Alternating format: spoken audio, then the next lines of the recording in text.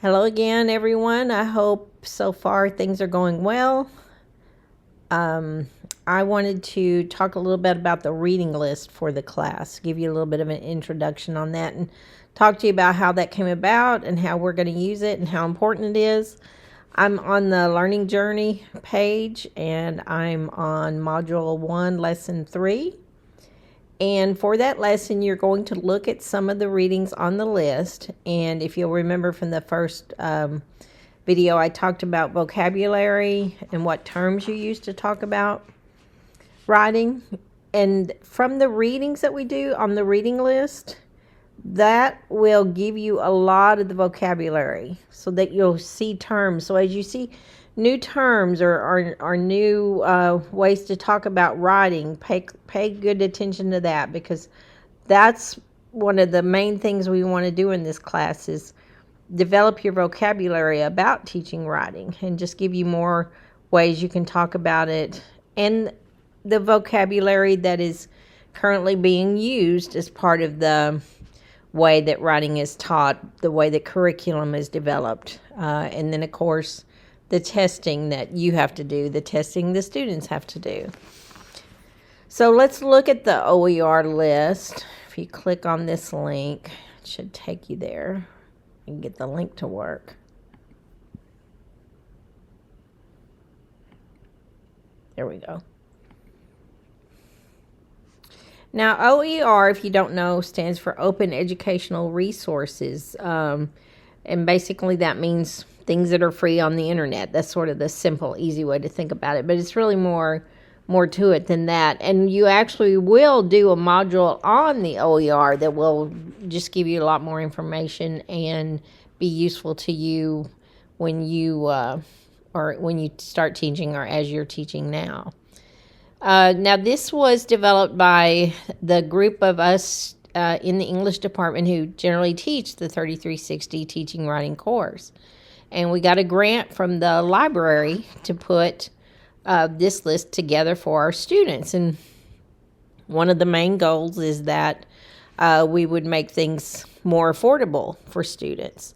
So rather than having to, buy really expensive books or having to buy new books every semester, we look for, many of the resources that are available free to the public online. And there's tons and tons of it.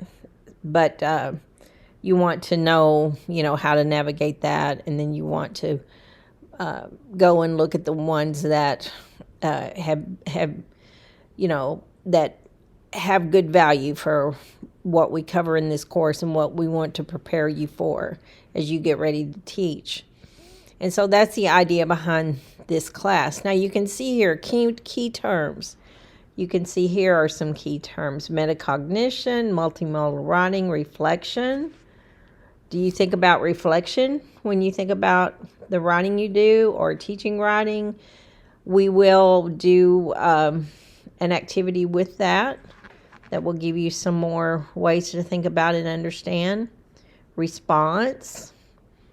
Like I said in the first video, when people get feedback on their writing, some people like to call it response, because response has more of a positive way of thinking. Feedback, we often think of feedback as, again, that idea somebody's going to tell me how to fix my writing. But response puts it in terms of I write to an audience in order to, for some purpose, some reason. So my audience is going to respond and let me know from their perspective what makes sense, what doesn't make sense. You probably heard the term writing across the curriculum. Writing workshop, we'll talk a lot about writing workshops. Actually, that's what Module 3 is, Module 1, Lesson 3 is about. Now, all of these things on the list are links that you can go directly to. Some of the assignments that you will be asked to do will ask you to go to this list and search for activities to teach writing. Now, this first list, best practices, This is not an activities list. You'll want to look at this. This is kind of a good overview for our class. Ways to think about writing. Ways, some of those terms I was talking about. So that's kind of a good anchor for the course. Now for the for this lesson 3, I went ahead and picked out 3. And you can see here they are, 1, 2, 3. 3 readings that I want you to look at. And these are focused on responding, giving feedback. And they also probably have some writing workshop in there as well. So when you look here, response is one way to talk about giving feedback. Here they use the term feedback. And so you would look at this. The assignment is to read this and to write a summary. And I think that's what I asked you to do. Let's see. Oh, well, you're answering the question, what active feedback strategies will help writers move to the next step in developing their writing projects. So you're going to look through here for activities and ways to think about how to help writers. What are some ways you can think about that? So you can see here, if you go down, scaffolding.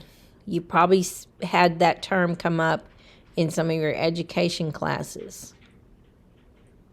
Modeling repetition. Those are good terms. Reflection. Remember, I mentioned reflection. Reflecting, not correcting.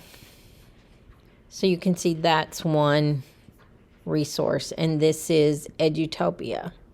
And you can see it's got lots of different topics, lots of different things you can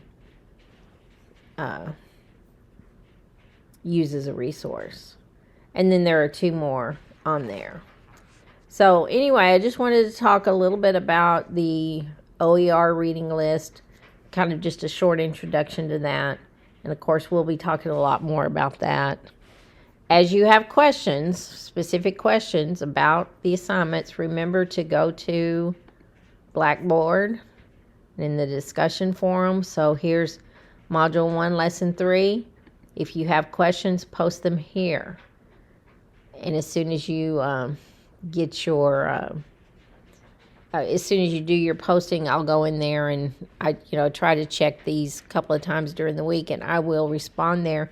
And then that way everybody can see the response, because your questions are probably going to be useful to, many other of your colleagues in the class. Okay, so I'll stop there. I just wanted to give you a little bit about the OER list and how that's a really foundational part of what we'll do in the course.